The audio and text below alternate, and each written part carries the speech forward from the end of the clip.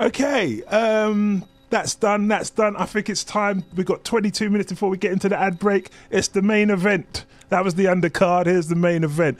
Black male and female relationships. Wagwan. What's happening with them?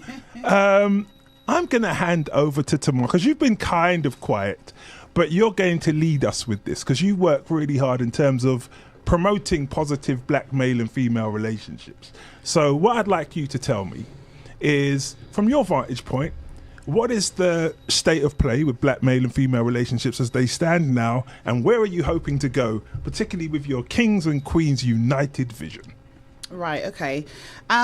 So I looked at my journey, and where this whole Kings and Queens United came from was, so I was in a very loving relationship, marriage. We've got a son, and everything was hunky-dory. In fact, I thought he was, the person that come and saved me from all the horrible things I'd been through in my life. And something happened, something changed, and I went for a separation. And during the separation, it's a case where, no, it's his fault. No, so much anger, so much bitterness, so much depression as well, financial issues. And I thought that it was just me in my, at the time when you're in that, you're not bothered about the next person. You turn to people close to you. It sounds like that's a story I've heard. Well, that's I'm leading on to that. Okay, yes, ma'am. Go ahead. But you turn to those close to you, like my mom is like, no, leave him. That's what them Africans are like. No, me tell us you shouldn't have gone there. And I get that kind of advice. Yeah. And I turn to my close friends, and it's like, no, T, you deserve so much better. And basically, again, I had to, sounds like a story I've heard before. There you go. And I had to take myself, it's almost like taking yourself out of the situation and looking in the situation to really get a grip of what's going on. And what I ended up doing is doing a lot of research into our relationships. And as you say, the story that I'm telling seems to be a very common story in our community. And what I also found, I found a lot more than what I experienced in terms of why we're getting into relationships. A lot of the time, we're too focused on the package rather than what's inside the package. We're concerned about the instant gratification we're going to get from being in that relationship. Sometimes, we don't know what we actually want. We don't know ourselves enough to know what we want, what we're bringing to the table, and therefore what are some of the key things we're looking for that will add value. We don't set relationship goals, so we get in it, we be satisfied for whatever period that may be, and then it fades out, and we try to, sometimes when we try to work through the relationship, it gets worse. So we get a hot 3 months and it's downhill from there. There you go. There you go. Okay. And when it comes to sort of getting advice in terms of how to, bring the relationship forward, if there's even a possibility of doing that, the advice we get around us is really biased on one side. Which side is that, pray tell, my sister? Well, it depends on who's asking. Which side is it biased upon? It depends on who's asking. For example, on my side, the advice was very biased towards me from my close friends and family. Yes. I can't really say the same with my husband, because a couple of his friends were trying to talk sense into him and he just wouldn't listen. But generally, and that's a lot to do with, the male, the man who's at times not able to deal with his emotions. That goes way back.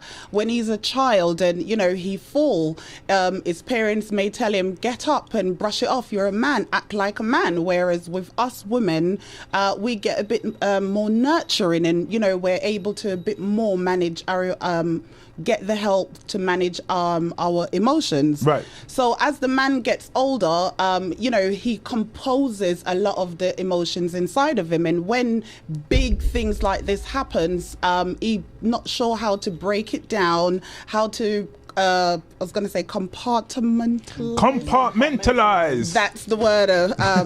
You'll find out with me if you. And it becomes a struggle with how he then process it, how he understands it, and therefore even rational advice. Sometimes he just don't know how to place himself in the situation and how to help himself through it. So basically, what then happens is, what I found is that with the man is more likely to want to run away from the situation. And us women are, in the society that we're in, that tell us that we can do everything ourselves and we don't need him. So especially... No one ever says that to the brother. You can do anything you want to do, brother. You don't need but they nobody say that to a poor black man. Society is not there to to empower the black man, and that is part of the impact that we're going through in the sense of how society breaks up the wedge it places between the black man and the black woman. It makes the black man feels like he's much less than, and makes the black woman feels like she can do everything by herself, so she don't need her black counterpart. And therefore, there's a lot more in terms of even the history of how this. Because that's what I wanted to get to, is like in terms of the history of it. It's like I've always thought.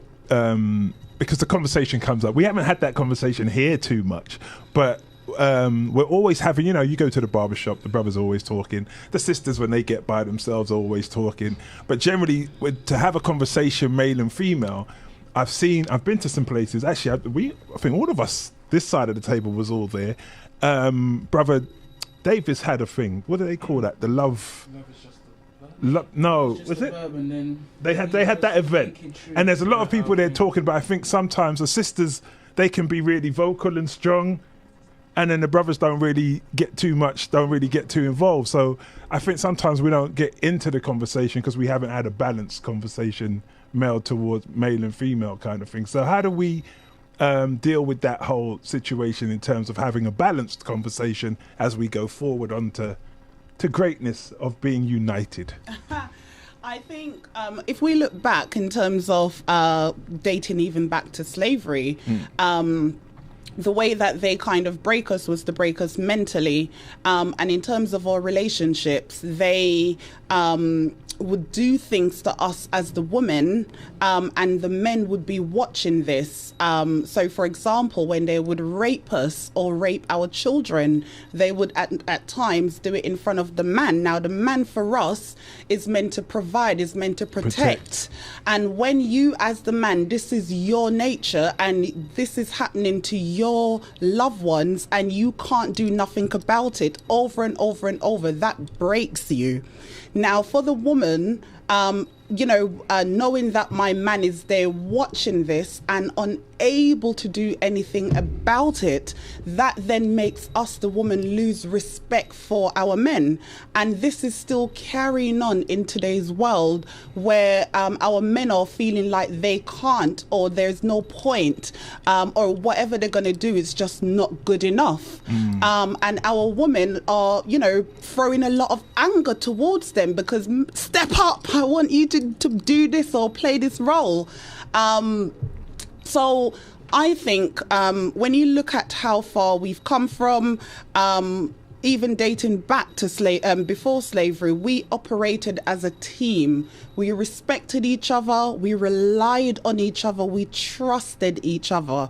And these are key things that's missing from black relationships in general. That's not to say that a lot of our relationships are not successful, but on a general scheme. So when you look at, so how can we make things better for the future? I think one of the key things is understanding who you are as a man, who you are as a woman, understanding where we're coming from and where we are now, understanding some of the key ingredients that's missing from our relationships. I think us women at times, we do get a bit frustrated, I think is the word, when we want our men to show up at events. I had a singles event the other day. I was there. Not that one. I've had another one since. Oh, okay, yes. cool. So we do them monthly. And, you know, with this one that we did, it was on the 3rd of November. Right. And the woman says, yeah, they want speed dating. So I thought, you know, give the people what they want. I've got to stop you there. I think there's nothing more terrifying to There me you go. than a speed dating experience. Because when I came to your event, and we came to meet Sister Suzanne there, when she had the authors, the two brothers who were over from the States. And it was like, oh, do you want to join the speed date? Brother, are you single? Yes. Would you like to join the speed dating? There you go. Oh, there you go. no. I can't imagine anything more terrifying than sitting in front of other singles and being like, hello, my name's Justin, and I too am single. Like, oh God, that's just the pain. Just as well, in terms of what our sisters went through in front of our brothers, we must never forget men was raped as well. Of course. Consistently as well. But what I was going to say is, you see, just in relation to the speed dating, I know another sister who does these events, and men come out in their droves. Oh, really? Droves. Go on. The difference is She said our men. Our men. Yeah. But what we have to, whether we want to be labelled with it or not, when we're going to say that we're part of a conscious community, it's come from a different standard. Do you understand what I'm saying? So we have to recognise there's different facets of our community, like it or not. Yeah, I don't have a problem with being part of the progressive community. I don't have a problem, yeah? But I'm saying that because we claim to say we know better, we're going to have a different standard. Do you understand what I'm saying? So I'm not taking away from the sister who I know does those events, but it's very much footloose and fancy free. Oh! Does that make sense? So I get you. Basically, yeah, because I weren't following you for a hot minute there, but okay. Because it's footloose and fancy free, and it's like we can hook up, we're just hooking up, everyone's having a chat. I'm not even saying, I'm just saying that I know, I haven't been to your event, but just in what you're saying and how you're presenting yourself, you're trying to you got to be the real deal. You can't go to sisters' event. Each other. So I'm saying that a standard speed dating event, where a brother I'm not here to be overthinking nothing. Do you understand? And I want to see what I'm getting. Yes. I don't want a sister to feel away if she want to put on too mini skirt or too high heel. Do you understand what I'm saying?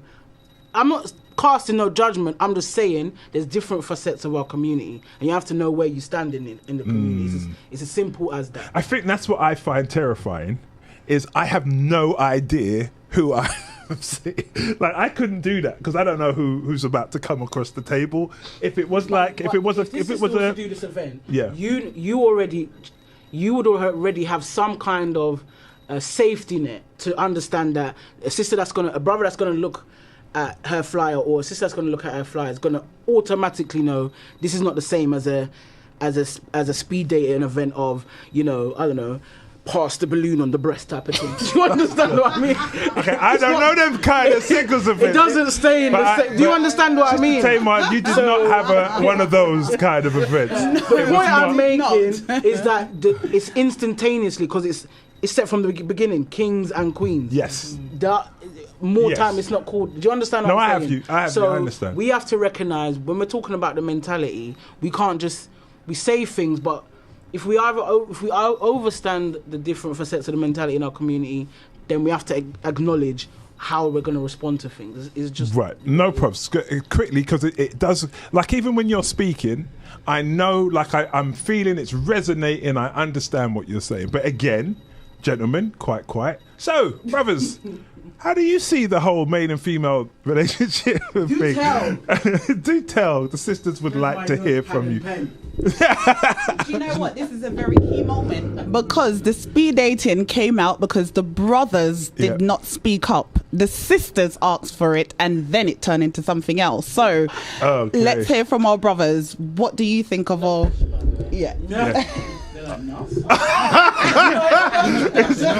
I'm telling you, it's terrifying. Go ahead. What was the question again? No, seriously. I think there's a couple of things. I think the reputation. It's funny when you were speaking about black relations. I think it has a really bad reputation.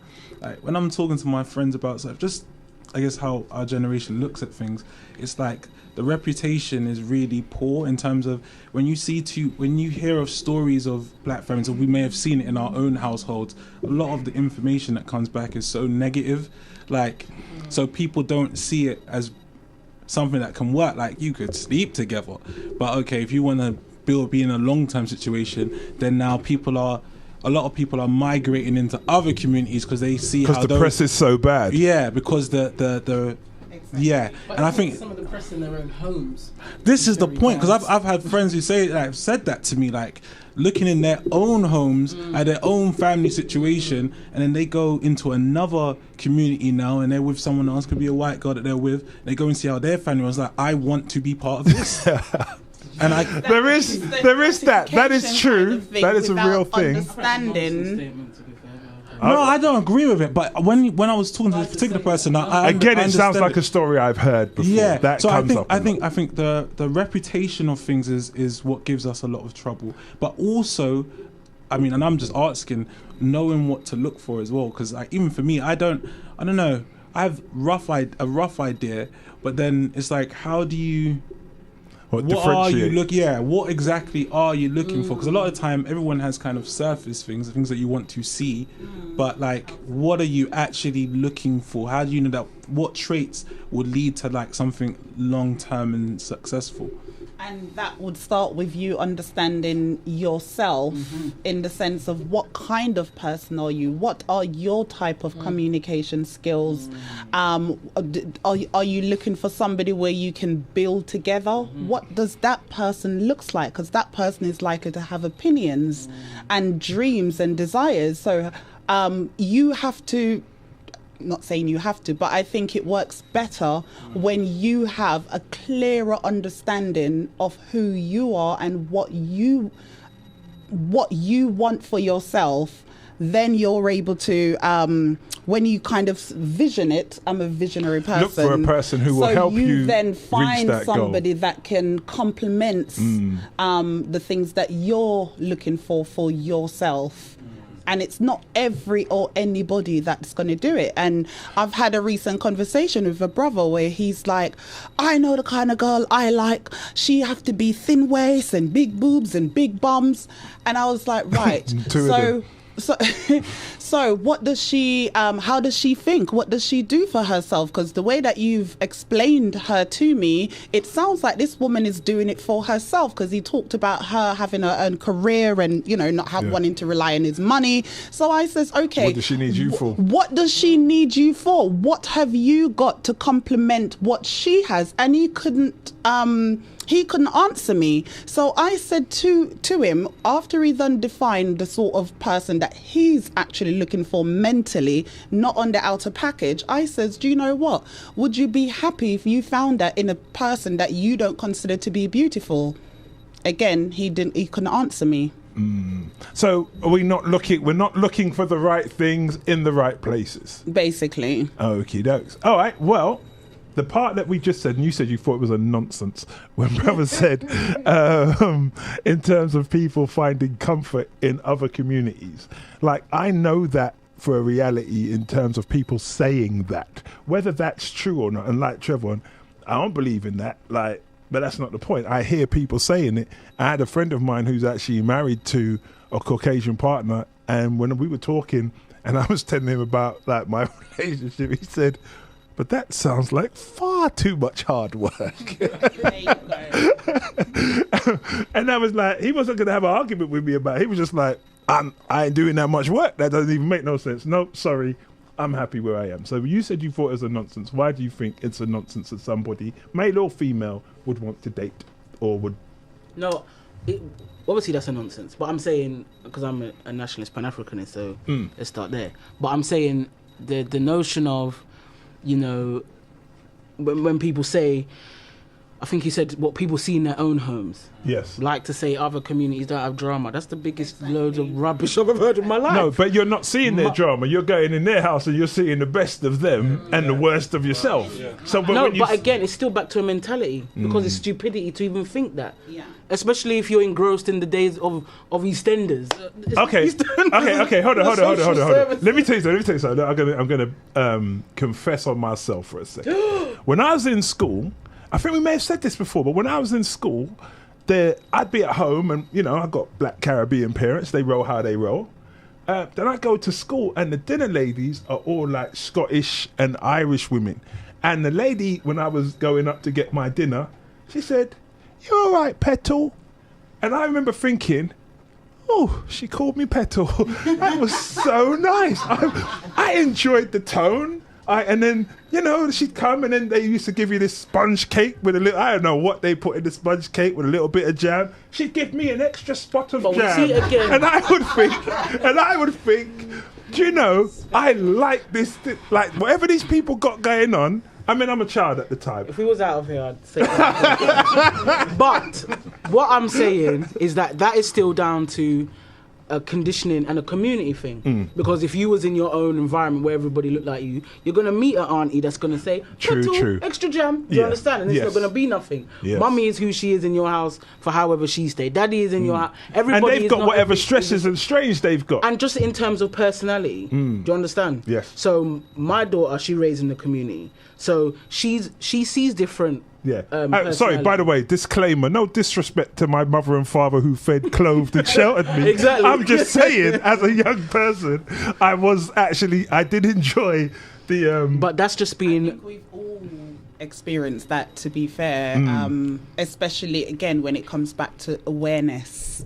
When you're not aware and you are in the environment of a black family, generally what that means for the community I was brought up in is that it's a single parenting home. It means for my mom in particular, who worked 3 jobs just to keep a roof, clothing and food on the table, it means she wasn't at home to give us that nurture inside. It means that when she comes home, she's stressed out and the least little things, she flips on us.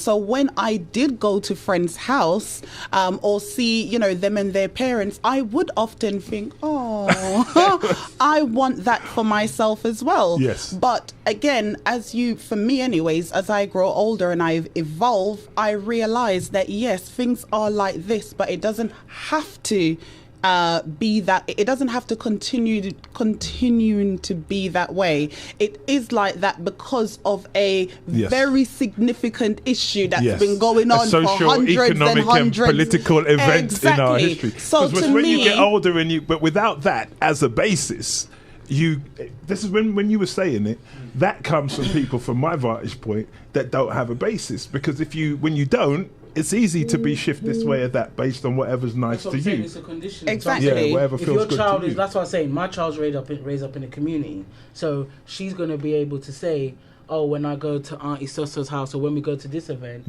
there's Auntie does put extra jam. So she don't gonna if she does encounter or whatever white woman somewhere, she's not gonna be like, oh my god, jam. Do you get and I guess the other thing is we were sent to their schools, innit? So this is what I'm saying. So socialization, I saw something today and there was some big debate about white supremacy. Is it this? Is it that?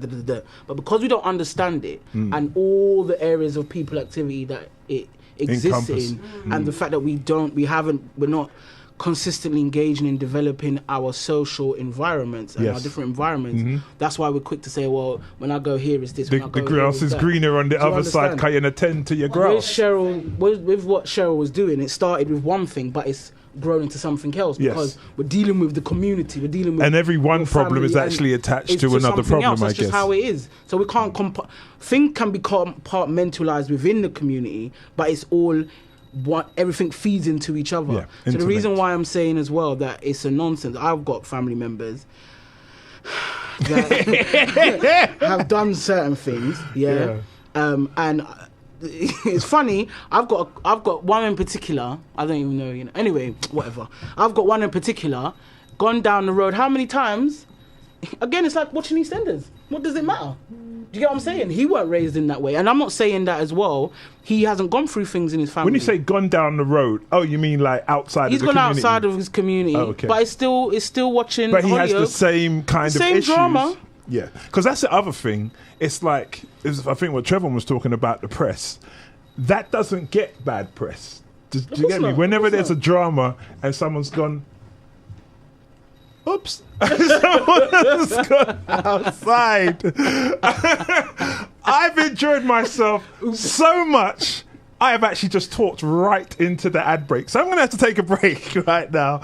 And I will see you on the other side. Keep it Amiga FM. I'm so getting fired for this. Amiga Radio, 104.1 FM. News and views around your community.